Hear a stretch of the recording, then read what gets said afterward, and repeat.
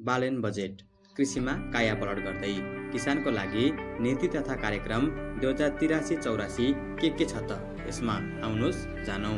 राष्ट्रपति रामचन्द्र पौडेलद्वारा नीति तथा कार्यक्रम प्रस्तुत गर्दा नेपाली किसानहरूलाई बाली लगाउनु अघि नै न्यूनतम समर्थन मूल्य तोकिने जानकारी दिनुभएको छ। समर्थन मूल्यको कार्यान्वयन तथा भुक्तानी प्रणालीलाई डिजिटल बनाउने व्यवस्था गरिएको छ।